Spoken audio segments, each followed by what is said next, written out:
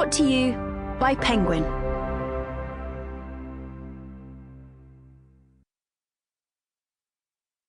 What we're told not to talk about, but we're going to anyway.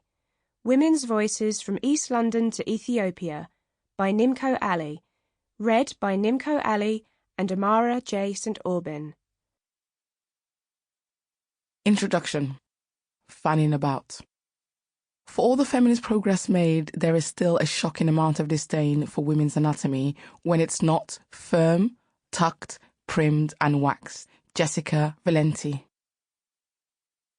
Remember that scene in Mean Girls when the girls in the school hall are pushed to share issues that they are having with other female students, and one girl announces, "Someone wrote in that book that I'm lying about being a virgin because I use super jumbo tampons, but I can't help it if I have a heavy flow and a wide set vagina." The censors had a problem with that line.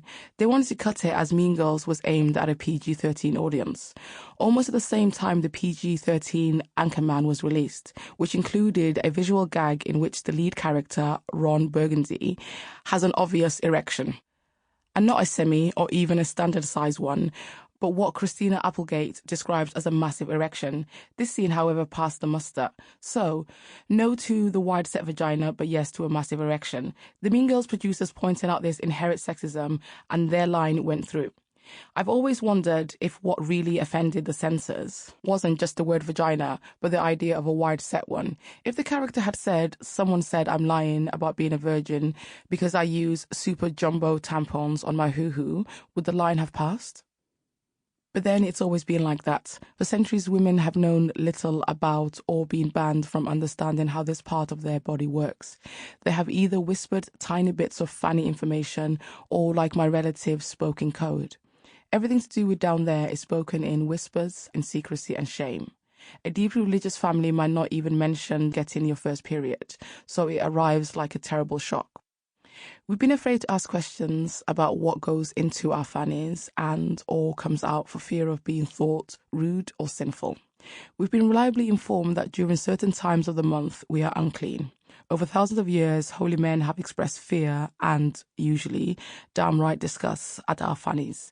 Only very recently, in 1998, was the full anatomy of the clitoris, that seat of pure pleasure, even discovered by Australian urologist Helen O'Connell. Why so late? Could it have anything to do with the fact that the clit has no reproductive function and is a primary source of female sexual pleasure? Millions of women and girls, myself included, have been subjected to FGM to control our sexuality and make us fit for marriage. And yet, women and girls, the owners of this body part, which inspires such fear, terror, shame and pleasure, have had the least to say and share about it. Women are regularly encouraged to flagellate themselves over demented standards of physical perfection and the current toxic craze being labiaplasty. Perfectly normal vulvas are being sliced and stitched or refreshed and rejuvenated, as the plastic surgery ads would have you believe, into a Barbie vagina. A term coined by Dr. Red Allinsod in 2005. Strangely, I haven't heard of any man requesting a Ken. This is a book which hopes to redress that imbalance. I've spent most of the last 5 years of my life fanning about. I don't mean I've wasted the last half of a decade, but I've worked damn hard to raise awareness of the practice of FGM by talking to politicians, the media, in fact anyone who would listen, about my other half, aka Fanny. I call mine a Fanny, but there is a whole multicoloured canvas of words for the Fanny. Some coy, some silly, some very rude indeed. How about foo-foo, fanjo, lady garden, muff, minge, down there, pink hole of Calcutta, twat for JJ, pussy, Cupid's warehouse, mini, privy council, brings new meaning to Elizabeth I's calling for her privy council. Growler, the vortex, vulva, cunt, and vagina. I just prefer Fanny when talking in a formal setting. I will talk later in this book about the relationship I have with Aisha, but for now, let's just say my Fanny and I have been busy over the last few years.